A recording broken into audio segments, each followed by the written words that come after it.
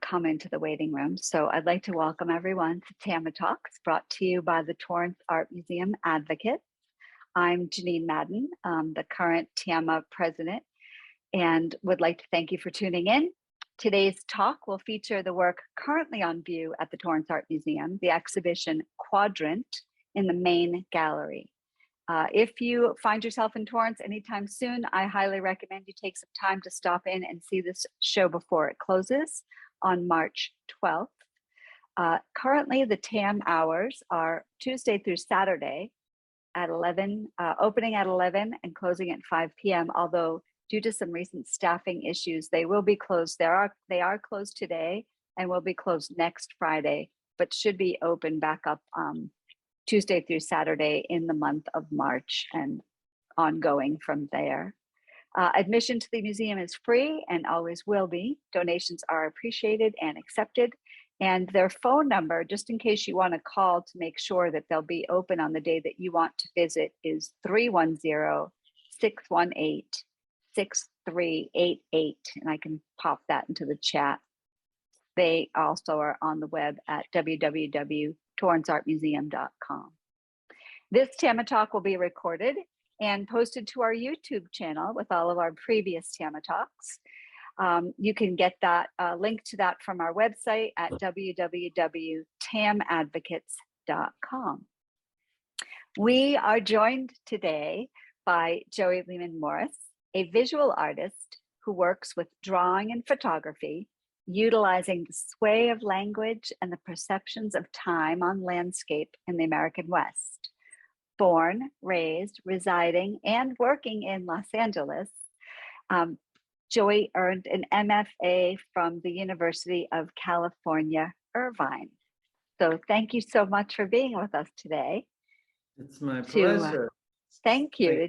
To talk about your little section of Quadrant. So I'm going to, your portion of the show is Nocturnal I, and I'm going to read just a tiny bit about that. Nocturnal I is the first in a series of exhibitions of contemporary artwork that position the nightscape as a curtain for exploration.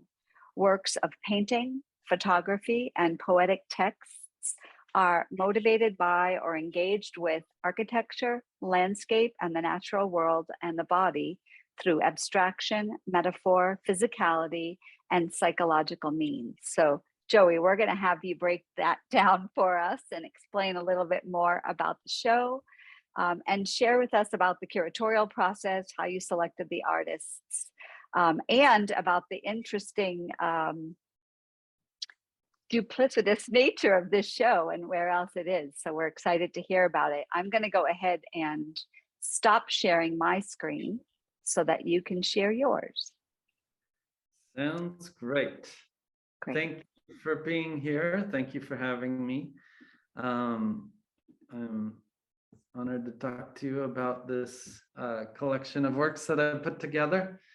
As Janine mentioned, that this is a series of contemporary artwork that draw on the nightscape as a kind of stage for exploration of other ideas, a jumping off point. And it's the first, I hope, in a series of multiple phases or iterations of this exhibition. So the goal is to roll it out in multiple phases over the next 4, 5, 6 years, however long it takes. And they would roll out kind of like celestial events or like lunar phases, right? In different parts with different feelings and different collections of artists gathering together in these various spaces throughout time. I really like thinking about time and duration in my own practice as an artist.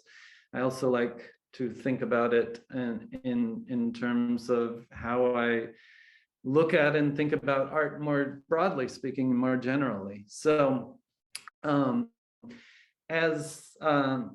you hear, this exhibition exists in 2 places simultaneously.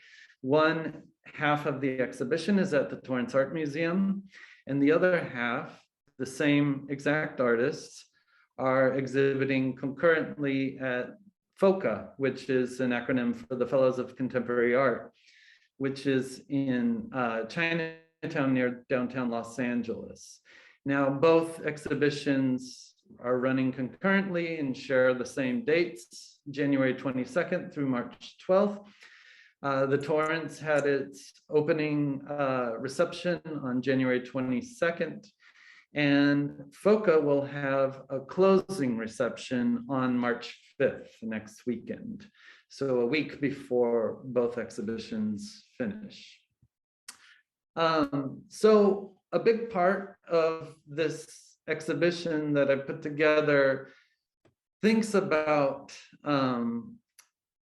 is somewhat influenced by the latter portion of the 19th century, with the proliferation of the electric lamp following 1879, and our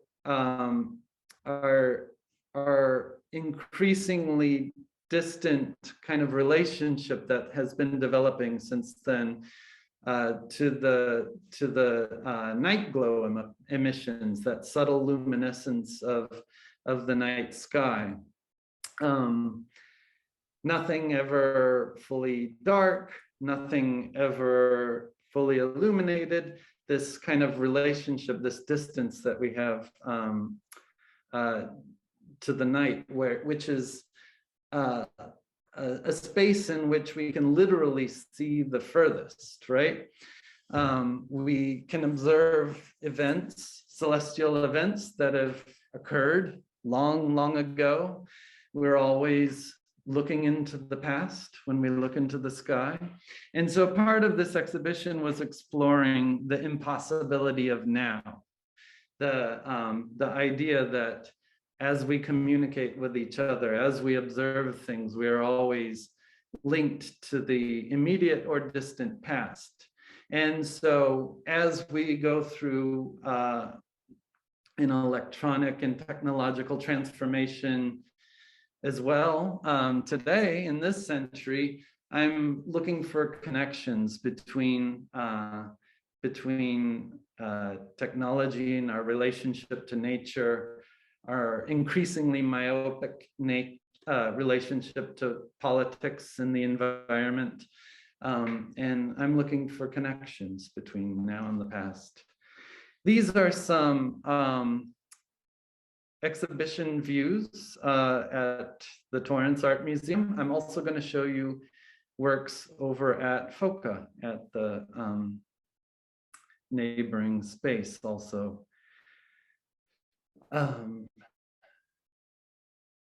Affording this show.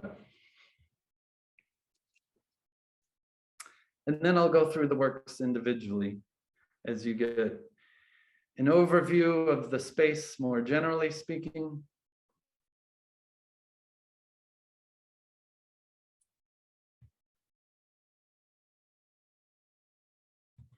So let's start here.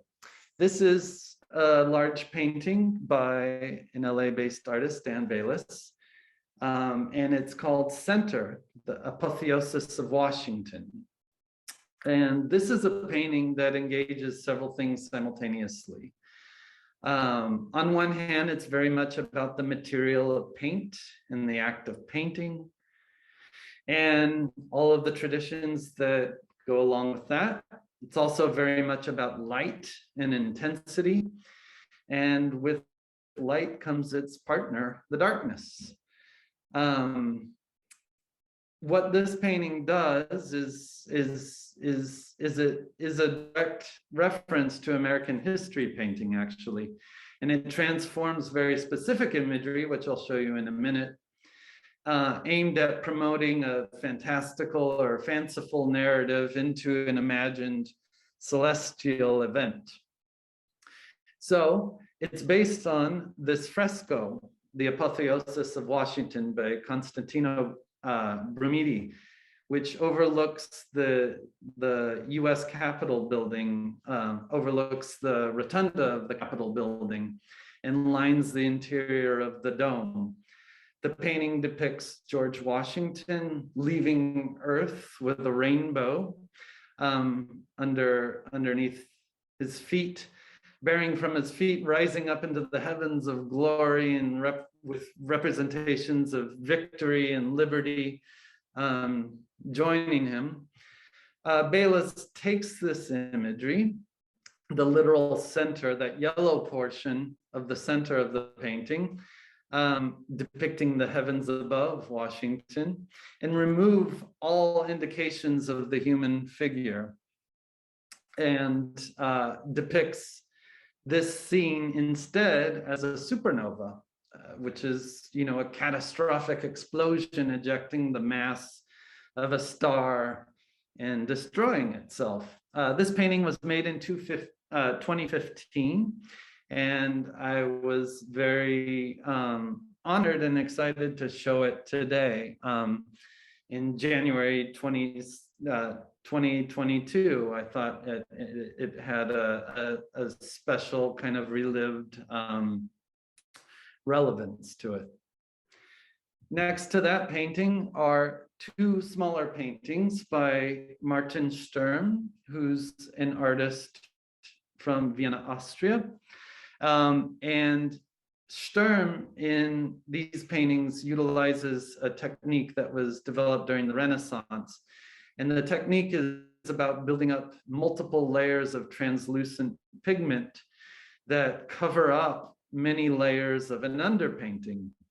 It's very difficult to see. His paintings are very difficult to photograph, which is something that I really love about them.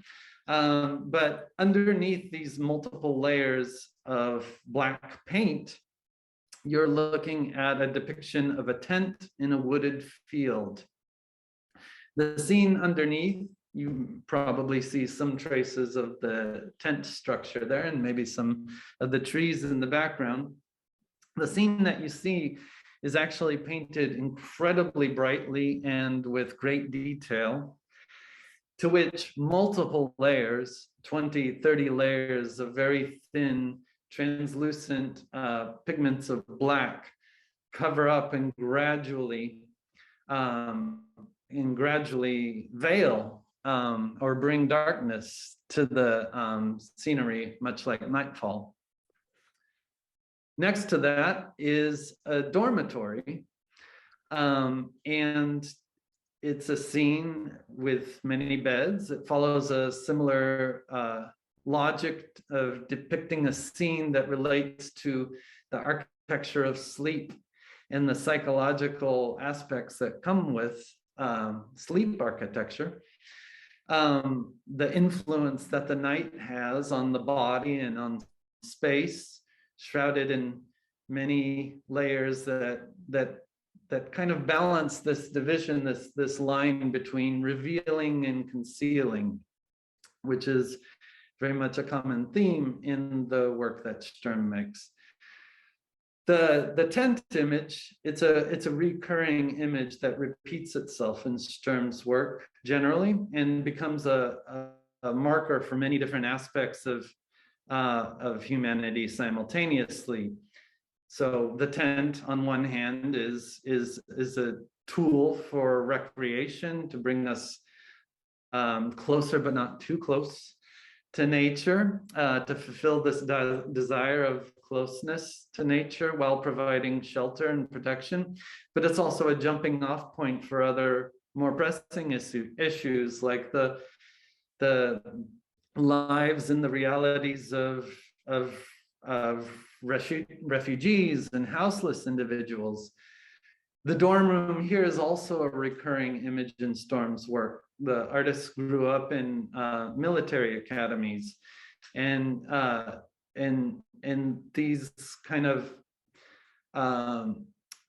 scenes of architecture of the night and of sleep, and these kind of representative spaces on the other side of that screen being the translucent layers of darkness, become this wonderfully kind of challenging psychological space for a viewer to enter if they should take the time and the desire to enter and contemplate the scene.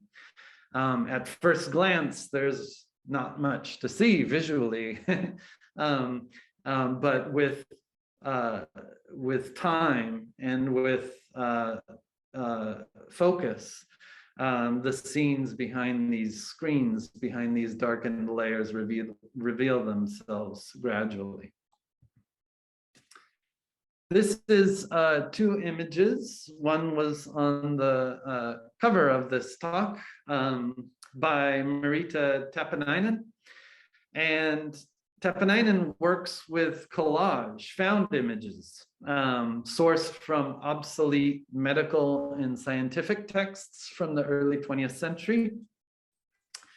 These types of constructions and compositions that are made vary over time. Newer works, for example, these were made in 2010. Newer works seem much more organic and almost cellular or biological in nature.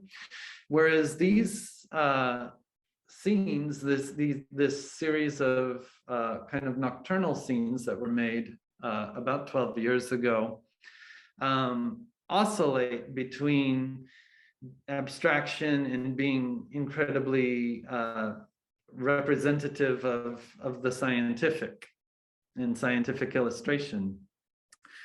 So Frontera is the image on the top.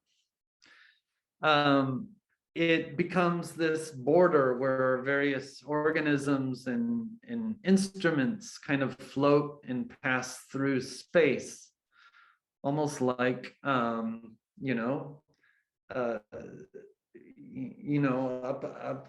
up in literal space.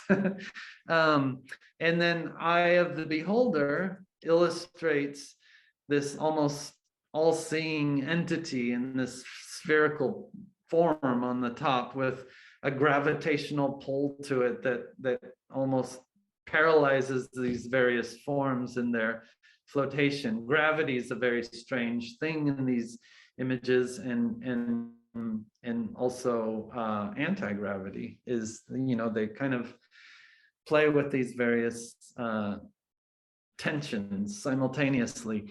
And if you look quite closely in there, you see almost these celestial forms, these highlights. That's portions of this incredibly aged paper that's been crinkled and bent and folded and meticulously cut apart and reassembled into these other scenes. They're magnificent in person. This is a piece by Rodney McMillian. It's called Yellow Moon, and it comes from a series of landscape paintings that the artist made. The works from this series don't necessarily depict landscapes in the literal sense, as the genre and the title of landscape painting might claim, but these paintings utilize many, many, many gallons of poured paint, mostly household paints, that create these three-dimensional forms and spaces that interact with various objects that are related to bedding. So the relationship between the horizontal nature of a bed and the horizontal nature that we prototypically think of as landscape, but also the vertical quality of looking upward and gazing at the moon, all kind of come together in these interesting ways that kind of cohabitate. The bedding, so this is a wool blanket that's been altered with ink and latex and acrylic. The bedding kind of stands in for the human body that would otherwise occupy the bedding, but the human body is quite absent, right, in favor of the presence of, in this case, the moonscape.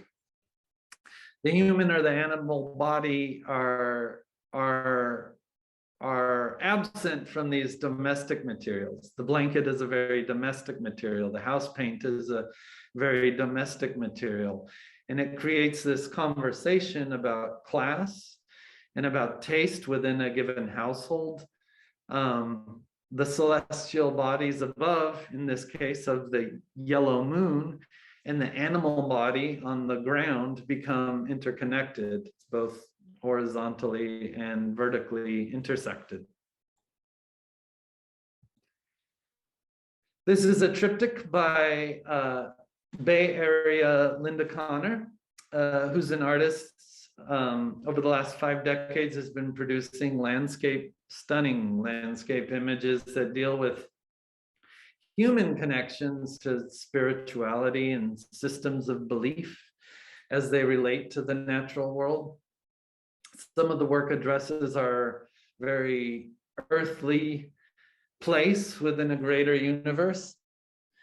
And after taking a long and deep-seated interest in E.E. Barnard, who was the lead astronomer up at the Lick Observatory at Mount Hamilton up in the San Francisco Bay Area, the Santa Cruz Mountains, Connor takes great interest in this astronomer and was given access to the original glass plates that were photographed from the observatory in the latter portion of the 19th century and the early portion of the 20th century.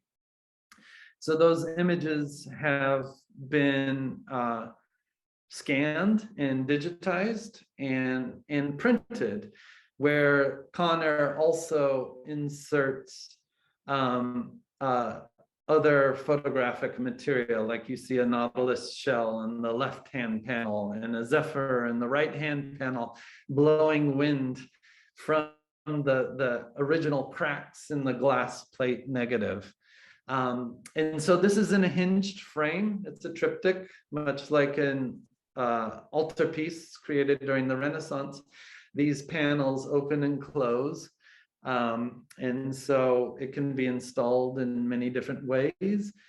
So these are different scenes of the Milky Way. And this kind of relationship between, you know, the heavens and the earthly, the celestial bodies and the earthly bodies are conjoined and intertwined as well.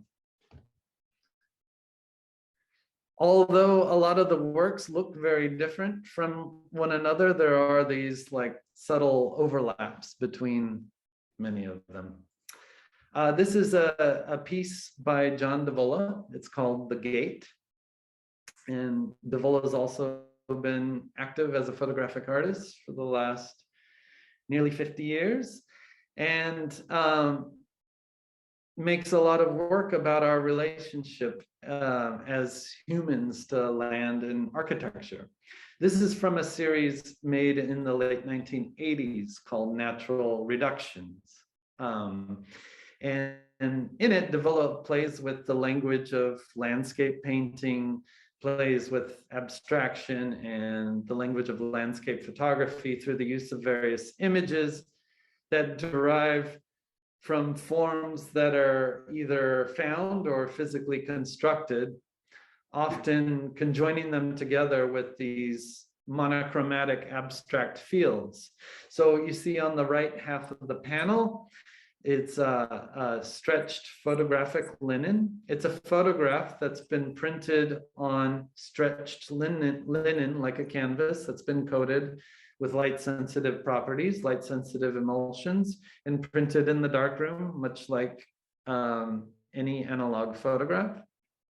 And conjoined with that is a stretched piece of black rubber, and they are paired together and permanently conjoined. Here, this kind of perceived quality of natural and industrial materials create both tension, contradiction, and balance at the same time.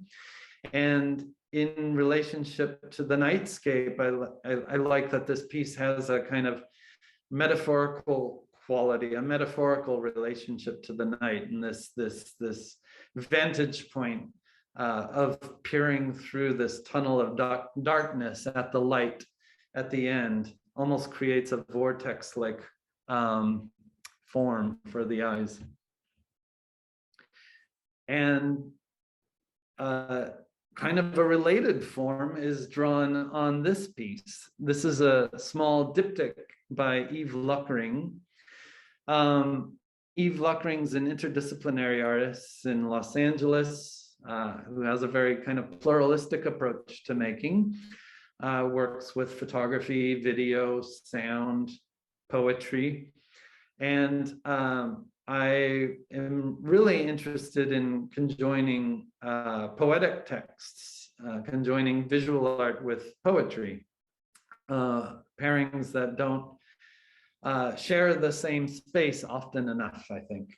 So I was drawn to include Eve's work based on some of the poems that I've known pretty well over time that are quite terse, but also incredibly visual in the language that is used and evoke a kind of imagery about them that gets kind of generated in the brain upon reading.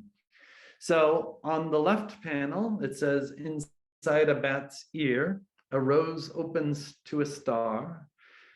And it has an illustration, much like a almost vortex-like form, almost like a cochlea of the ear, inside the interior of the ear, or some form of celestial orbit, or an opening floral form, right? The brush stroke to the left of the poem kind of evokes many things simultaneously. And on the right, there's another terse poem that says, shedding night, wingless into the next. And I like the visuals that sentence makes. It's almost like a nuptial flight of winged ants and bees, where they mate in flight, and then after which their wings fall off. The ants or the bees can chew their own wings off to begin a brand new colony elsewhere.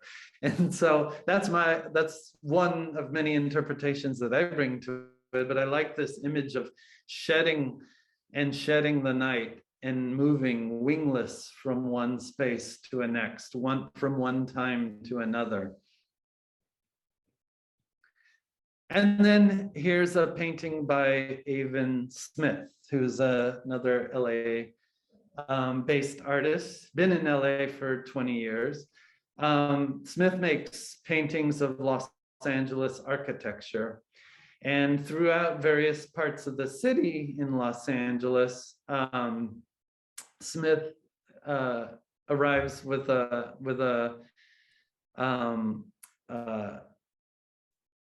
materials to produce these plein air watercolor paintings. So a lot of the larger oil paintings, this is oil on stretched linen, are derived not from photographic imagery, but from paintings made in plein air, paintings and drawings made in plein air, direct from life.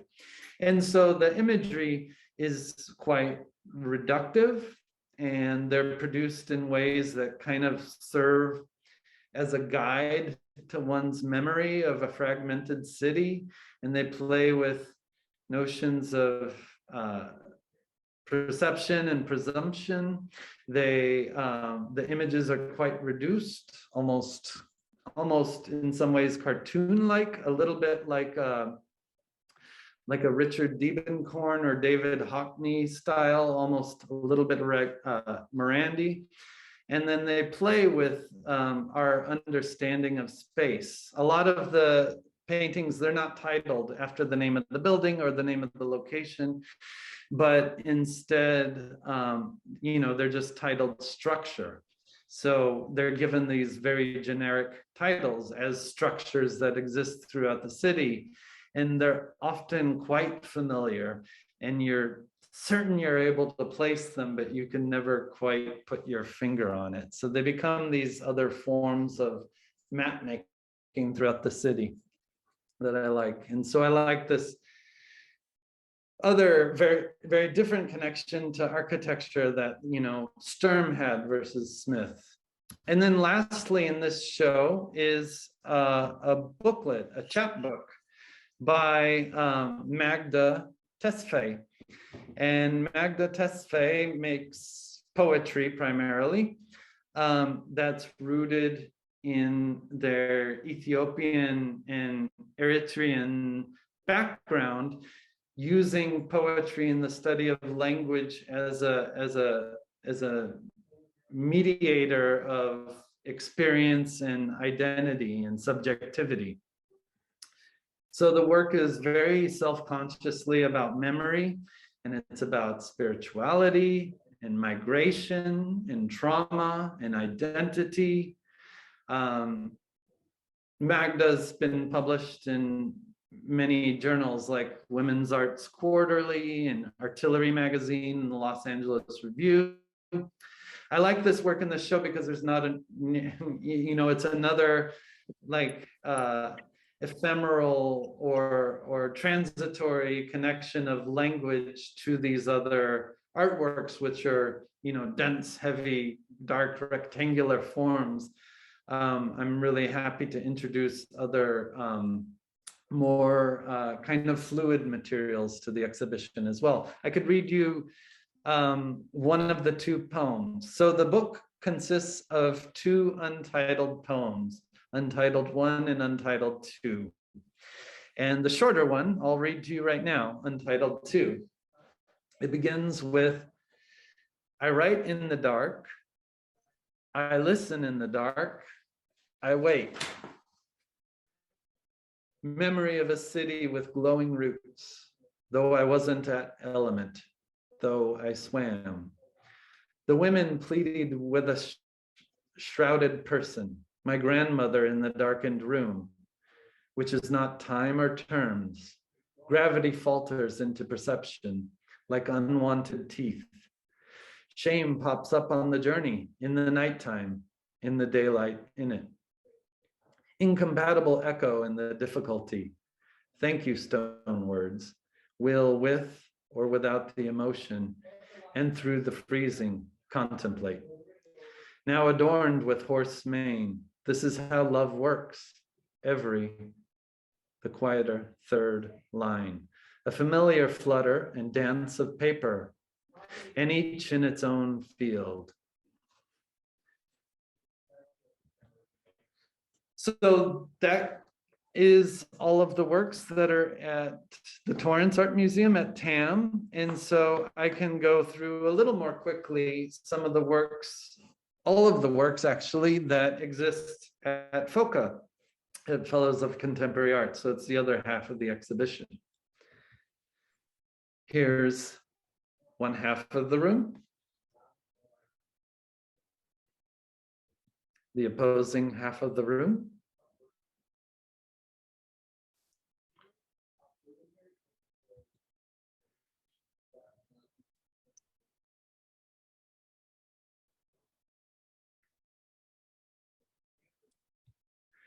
So this is an older painting by Martin Sturm, the individual that made the two very dark paintings of the sleep architecture. This is from a series of abstractions that Sturm made in 2010. It's acrylic paint on wood. It's incredibly three-dimensional.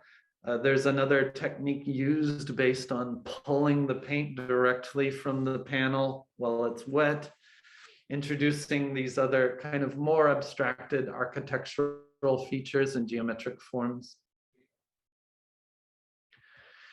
This is a smaller painting by Avon Smith, who made the other painting called Structure at TAM.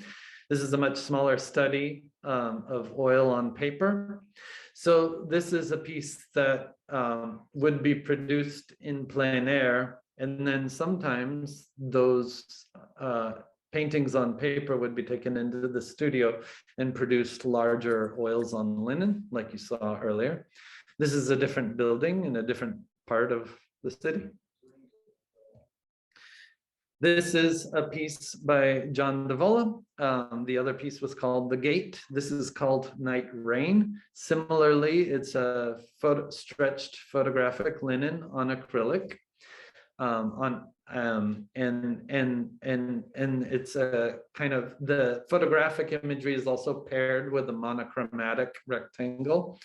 Only rather than stretched rubber like in the other one, this is gray acrylic on canvas.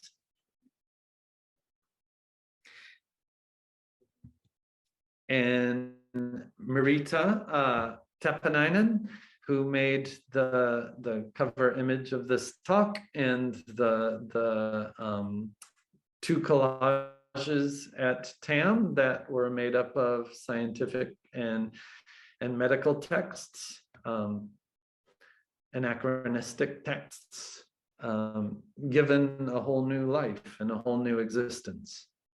This is called Counterglow. And I love how gravity becomes very complicated in these pieces. This is a painting, a much smaller painting by the artist that we looked at first, who made the supernova painting, Dan Bayless. This is a piece called Falling Rocket.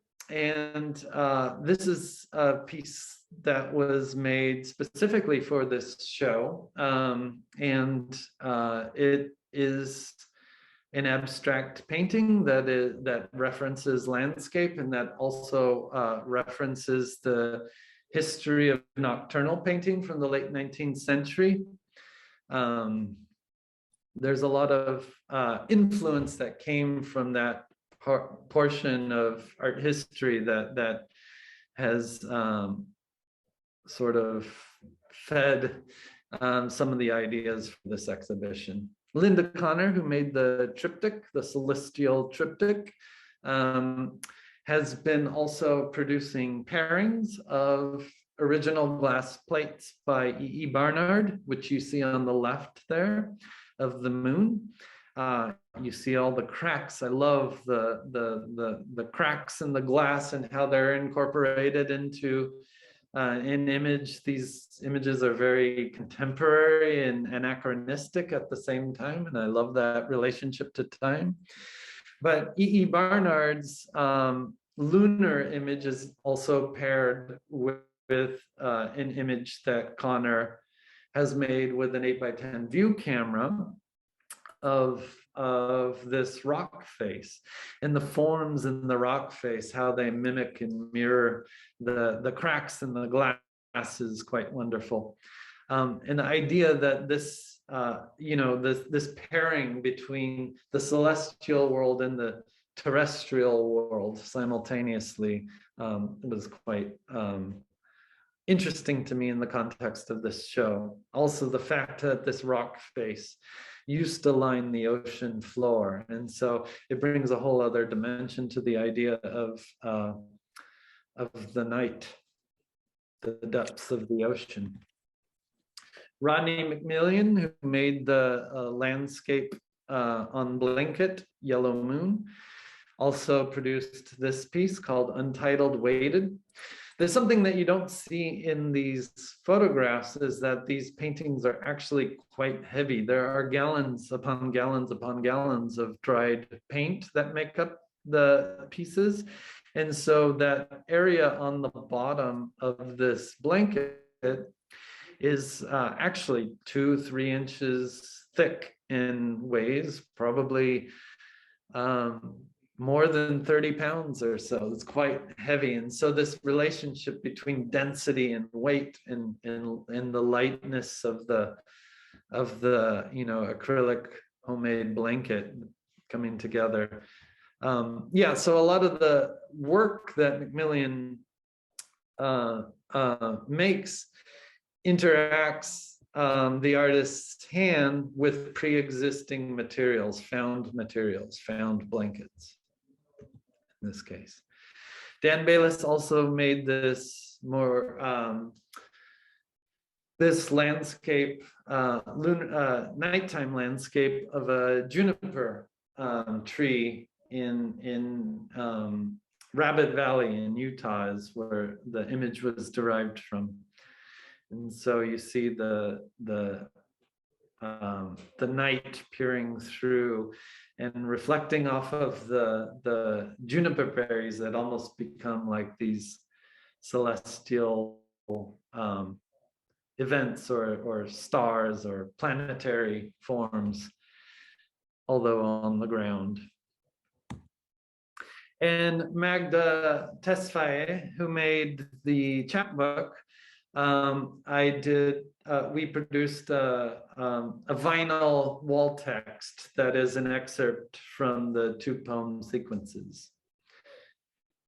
And also the terseness of that, the portion of the poem that also creates a very kind of distinct visual in my thinking. And then Eve Luckering, who made the diptych, the poetic diptych, also produced a postcard. Again, like it was very important for me to have elements of this show that were ephemeral or transitory. So the postcard was sent out to everyone on FOCA's mailing list. And so there's a stack of them in the gallery as well, but the majority of them have, proliferated out into the world. And that's the last image that I have to show you. Fantastic. That was absolutely tremendous. I don't know what I was expecting, but you exceeded my expectations beyond belief. I had, like I had mentioned before, I had the opportunity to come out to Los Angeles, and actually the lovely person who's joined us today, Janine, she and I came together, and I have to say the piece. It's funny because when you're in the gallery and you're snapping pictures of things that speak to you, the Apotheosis of Washington piece. So I do embarrass my husband often when we go to Washington, D.C., because I lay on the floor of the rotunda and take the picture, looking up at the ceiling. And so now we're actually headed there in a week or so. But when we go back there, now I am going to look at that center yellow piece in such a different way. Yeah, it's heavy and beautiful at the same time. And it's very strange right now today talking about artwork and changing my face and going into a class and teaching and talking about artwork with all of the trauma that's happening currently in the world. But there's also something quite relevant to having a conversation with you about the night and darkness at the same time, and so and the possibility of light as well. So absolutely, I think one of the piece that I stood in front of the longest was, I wrote it down, is it Schlafsaal, the Sturm piece with the beds. Yeah, the dormitory. Yes, and so wow, the narrative just flew in my mind as I was looking at that, because one of my favorite books is The Cider House Rules, about an orphanage, and so in my brain, that's kind of where I went. But then everything was so neat and orderly, and we're Air Force, so there was, like you said, that military structure and repetition and conformity and bounce the quarter off the bed type of thing. Absolutely, yeah. But I had no idea when you were explaining about the fact that before all of the layers of black were added, that was just a brilliantly painted piece. Oh, as bright as your backdrop right now. It's like to see the photographic documentation of them in process.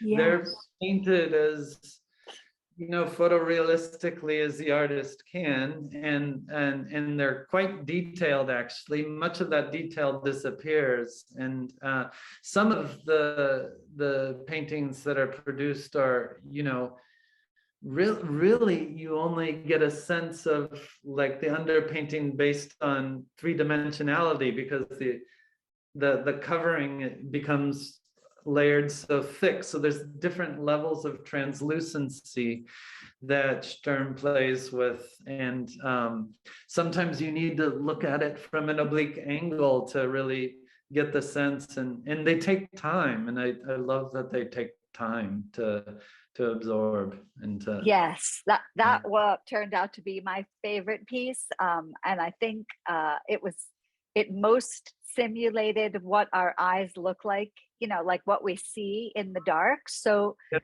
along those lines, you talked about nocturnal painting. Now, is that actually painting in the dark? Yeah, so I can show you an example of something real quick. So in the 19th century, so this is a painting by Whistler, which was had a big influence on this show, actually, and had a big influence on one of Dan Bayless's small paintings. So in the late 19th century, both in photography and in painting, in response to the industrial age and the electrification of our world, and in mass production, and in the kind of intensifying articulation of our world based on the technological advancements of photography and photographic imagery, a number of painters and poets and musicians and photographers looked toward the dark and played with the absence of vision, as well as the presence of the formal narratives and structures of our world. And so this was a very influential painting for this show. And a lot of the artists and painters that were producing work around this time, a number of photographers and painters, in response to the mass proliferation of technological change and mass production, turned to these, and hyper analysis and science, right? Turned to these subjects that question the notion of vision and question the notion of perception and question notions of understanding and truth and all of this. So this is a pretty pretty intense and in-depth argument. And I was just going to say, it's super deep is the way that, there's just so much more to it. And one of the things I know when I'm in a classroom, I always, or with people and touring in a gallery or museum, I always invite people to stand in front of the work for a long time, like more than 60 seconds. I want you in front of it so that you can absorb all of that, because it really transcends the visual, right? It speaks to you in a completely different way, just like a person.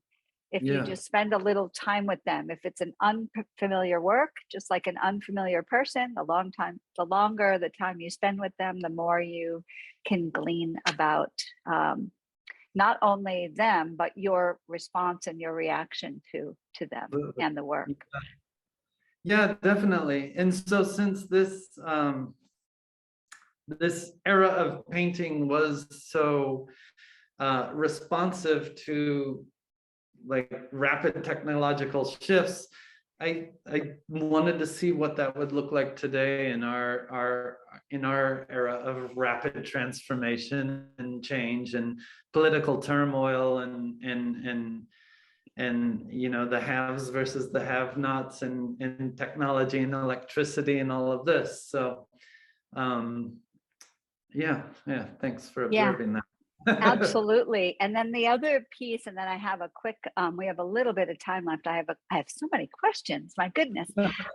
You were saying that, and Carolyn Mason mentioned this in her talk about her piece of the show, that either intentionally or unintentionally, there were aspects of each artist's work that melded into the other that you could see. So like you brought up the cochlea, in Yeah. the bat's ear, which I stood Yeah. in front of for a very long time because that is amazing to me.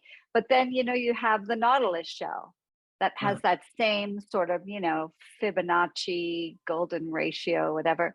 That each, and then you have the darkness that picks up, and that sort of circularness. I don't think that's a word, but circularity, just made up that word, that you see in so much of the work, and it kind of ties it all together. So even though you're just a quadrant of the museum, all of those strings on yours kind of cinch together and pull it all together quite beautifully. So kudos to you on the I curatorial noticed aspect. that. I thought a long time about it.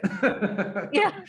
Well, that was my other question. So you said that, so two things. One is you said you yourself are a visual artist, but I noticed that you did not include your own work in your portion. No. And so was that intentional? And was that intentional? And then kind of expanding on that, how did you go about selecting the artists and knowing what work they were going to contribute? Because I think one of the titles of the work actually is an homage to you or has your name in there. Yes. So I was not expecting that. Yes. So I make photographs. I primarily make landscape photographs, and a lot of the language that I use in my photography is related to the night. I work a lot late at night, and I play with time, and I stretch time in relationship to the landscape, specifically the desert landscape, primarily in Southern California. And so this topic runs alongside of my interests generally, and it was very intentional that I not be included because I wanted to experience work that I have an affinity for, that I have a connection to, that I don't necessarily like literally relate to in a visual way. I wanted to experience the work through other people's eyes and other people's philosophies. And the more that I think about this topic, the more connections in other people's work that I see. It actually started when I taught a class that was about the night, in representations of the night in painting, in photography, in cinema, and in poetry. And so these ideas have been kind of circulating in my brain for quite some time. Yes, some of the artists that I chose specifically because there were direct objects that I wanted, that I thought spoke to each other nicely. And some of the artists that I chose because they produced some things, or a thing that became a jumping off point for me. And I said, great, like I make whatever you want, but kind of fold it into this narrative and connect it to these other things, these other impulses that you produce that I've observed. And so so the one that you mentioned was a total surprise in the end. Like, it was based off of Eve Luckring. It was based off of a poem that was written a couple of years ago that's been circulating in the back of my mind. And so really I invited Luckring to produce whatever they wanted to produce, but it was really with this other thing anchored in my mind. And so I think it was done quite elegantly, that something completely new was created, but it also referenced the spirit of my original intention or my original thought. So a lot of the most of the things were already made, and a few of the things were produced specifically for this. Yeah, so Good, good. Now, do you see yourself doing more curatorial now that you've kind of dipped your toe in the waters, or do you prefer to just do your own art? both. So I want to work in the language of art, and whether or not I make the thing or whether or not I become a shepherd of other things and other trains of thought, I think I find it important and fulfilling in either case. And so I'm my teaching and my personal art practice are not that separated from each other. My curatorial ideas in my own practice, I don't think are that separate from each other. That said, I do hope this is part one of a 4-part series in this show. So I have plenty more curatorial work ahead. And I have other ideas for other projects too that deal with time and play with time. And one little plug, FOCA's closing reception is next Saturday, March 5th from 4 to 7. Yes, I saw that you mentioned that. So when I edit this video and put it up on our YouTube channel, I'll also post it on our Facebook, and then I'll just at them in so that the link is there, and then I'll work with someone either at TAM or directly. Is the where exactly is the other half of the work? It's near downtown Los Angeles in Chinatown, and the address is 970 North Broadway, unit number 208, Los Angeles, California, 90012. It's on the second floor of a plaza called Mandarin Plaza. Tell me the name of the plaza again. Mandarin, like Mandarin Orange Plaza. Got it. Excellent. Okay. Well, I will definitely help you get the word out about that. And actually, in 3 seconds, we only have a little bit of time left. How did you decide which work was going to go where? Well, the Torrance portion of the show came first, and I had already had a group of images in mind before even proposing anything to them. So that was more or less close to being set before being invited into the space. Okay. That said, I had a very limited amount of space, and there were other objects in mind for these artists that I had to exclude at Torrance. So when given the opportunity at FOCA, it became really wonderful to be able to fold more works by each artist into. And is the FOCA Nocturnal 1 also, or is it 2? Yes. So I think it's of them 1. as the same show existing in 2 spaces. And will you then expand on the topic with different artists for 2, 3, and 4 iteration? Definitely, yes. And at some point, I think there needs to be a musical component. It's going to be very disciplined. Definitely.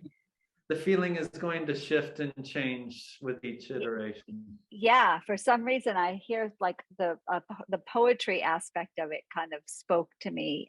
Just either a playing of the spoken word, or one of the things that happens at the TAM a lot, even in the current exhibition, particularly in Lynchland, although the volume is turned down, there are often audio components going on outside of the dark room that that play off. And I think some of that poetry, particularly some of what's in that book that you read, is just beautiful. So that would be fantastic. I love that idea. Well, I thank you so very much for going into the work so in-depthly. It really expands my understanding of it. It's almost like you want that, a little QR code and have it play in your ear when you're looking at it, because you can't get all of that on the label. You might be able to get a little bit in a catalog, but at the same time, I like the way it happened with me, because I was able to go look at it for my own thought and then listen to you and say, oh yeah, that's the center of the rotunda ceiling, completely different. I'm like, I recognize the name, but I didn't make that connection. So Yeah.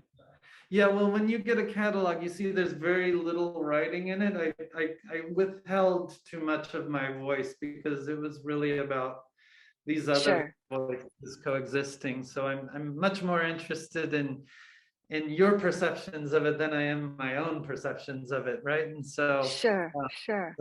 so I think it's okay that you read what you read, and here you're hearing what I have to say. But that's It just one of millions of perspectives. it's great. It's great. Well, I thank you again. Have a wonderful, not snowy weekend like here. Although I do hear that the snow levels dropped in California. I guess you're having a bit of colder weather there. I'm not sure. Oh. Very cold. Exactly. It's all relative. Hey, Janine, how are you? I'm good. I want to thank both of you. It was an excellent presentation. And Joey, I agree with Janine in terms of, I feel so privileged hearing, your explanation of all the work and was really excellent. So I appreciate it very much. Thank you for your time. You're very kind. Yeah. All right. We will be back next week with our final TAMA talk on Quadrant when Lisa Rockford will join us. So hopefully folks will tune in for that. And if not, it's okay because this format of recording and then posting to the YouTube channel works really, really well. So thank you very, very much and appreciate it.